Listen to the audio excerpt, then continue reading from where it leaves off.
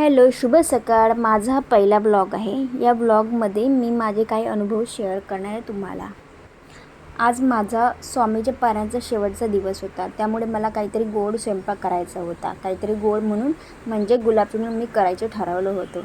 आधी मी सकाळी मस्त उठली आणि माझे सगळे काम आवरले आणि नंतर अंघोळ करून पूजा केली आणि स्वामींच्या पारायणाला बसली.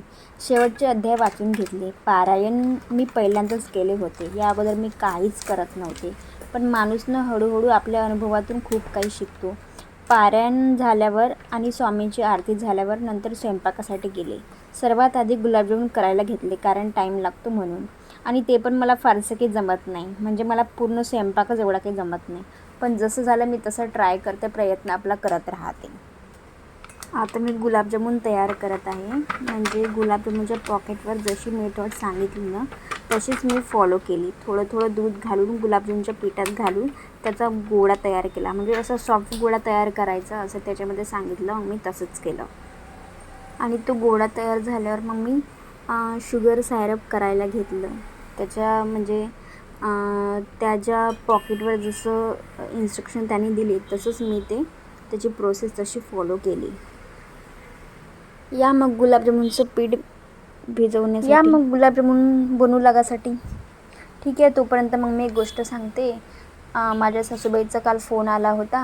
मग विचारत होत्या काय चालू आहे काय नाही, पाऊस आहे का म्हणे. म्हटलं नाही, पाऊस तर बंदच आहे. तब्येती कशी आहे म्हटलं चांगलं आहे. मग मी पण त्यांना विचारलं चांगल्या तुमच्या कशा आहे म्हटलं तब्येती वगैरे. तर म्हणजे चांगलं आहे म्हटलं. बाबांची शुगर वगैरे कशी आहे. बाबांची शुगर असते म्हणे, कमी जास्त येते. म्हटलं अच्छा ठीक आहे काळजी घ्यायला सांगा म्हटलं.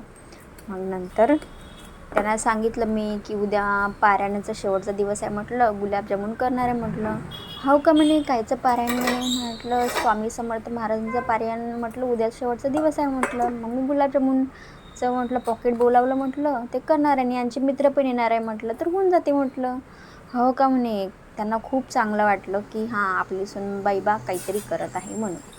कोणत्या तरी देवाची भक्ती करत आहे, कोणत्या तरी देवाला मानत आहे. देवाला म्हणत आहे म्हणजे मी आधी पण करत होते, पण आता हे पारायण वगैरे मी पहिल्यांदाच करत आहे. तर मग बोलल्या की देवाची भक्ती करा, मन जर स्वच्छ असलं तर तुमचं सगळं चांगलं होते. मनात काही शंका नाही ठेवायची, देवावर विश्वास ठेवायचा आहे, असं तसं सांगत होत्या. आणि मग त्यांनी मग एकनाथ शिंदेची पण गोष्ट मला सांगितली. म्हणे एकनाथ शिंदे म्हणे त्याच्या बायकोच्या म्हणे स्वप्नात म्हणे फोटो दिसला म्हणे स्वामी समर्थ महाराजांचा म्हणे. मग ते बोलावलं म्हणे कोणाला तरी म्हणे, तेव्हापासून म्हणे स्वामी समर्थांची भक्ती करते म्हणे. पाय बरं म्हणे याटोस तर चालवत होता म्हणे तो म्हणे आधी म्हणे, आता तर मंत्री झाला म्हणे. म्हटलं हो ना म्हटलं, खरंच म्हटलं. म्हणजे भक्ती करणं, कोणत्याही देवावर विश्वास ठेवणं, कोणत्याही देवाची भक्ती करा म्हणे, काही करा म्हणे, पण स्वतःवर विश्वास पाहिजे म्हणे, देवावर विश्वास पाहिजे म्हणे. तुम्ही चांगले कर्म करा म्हणे. मला माझ्या सासूबाईच्या खरंच खूप काही गोष्टी पटतात आणि त्या पटवून पण म्हणजे पटवून सांगतात. त्या आमचं मतं आम्हाला म्हणजे मतं मांडू देतात त्यांच्यासमोर, ऐकतात त्या. ती गोष्ट त्यांची खूप चांगली आहे, मला खूप आवडते. मग झालं. मग मी कढईमध्ये डालडा टाकला. त्यांना डालडा, माझा जे हजबंड आहे त्यांना डालड्यातले आवडतात गुलाबजामुन. मी तूप पण ते खातात, पण तूप मला आवडत नाही म्हणून त्यांनी तूप आणलं नाही, पण मग त्यांनी डालडा आणला. मग मी लहान गोळे तयार केले. कढई मग चांगली गरम होऊ दिली आणि त्याच्यामध्ये मग गुलाबजामुन टाकले. मला एवढे पण ते गुलाबजामुन जमले नाही किंवा कधी जमणार माहीत नाही. पण ठीक आहे, केले कसं तरी. ते देवालाच माहिती आहे, देवाच्याच हाती कधी जमणार काय जमणार. मी प्रयत्न तर करते. मग झाले गुलाबजामुन तयार करणं.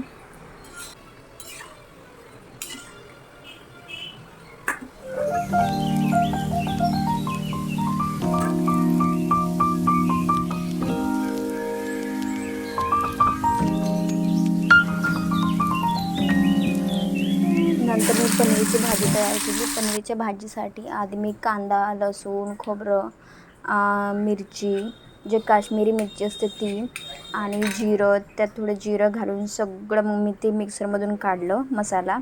तर मग मसाला आधी तेलामध्ये मी फ्राय केला. मी अगोदरच काही फ्राय नाही करत कांदा हे ते, नंतर मी ग्राइंड करून नंतर मी फ्राय करते. नंतर पनीरचे मी काप केल्यावर तव्यावर मग मी मस्त ते हळद टाकून थोडीसे असे भाजून घेतले, म्हणजे क्रंची होऊ दिले, थोडेसे कडक. ते पनीरची भाजी मला माझ्या ताईनं सांगितली होती एकदा, ते पण मला व्यवस्थित जमली नाही, म्हणजे मला स्वतःला हसायला येत होतं की मी काय करते म्हणून. म्हणजे ठीक आहे, जाऊ दे म्हटलं, म्हणजे येईल थोडंफार, म्हणजे येणार ना कधी ना कधी तर चांगलं बनवता येणारच ना जेवण, प्रयत्न तर करते ना मी.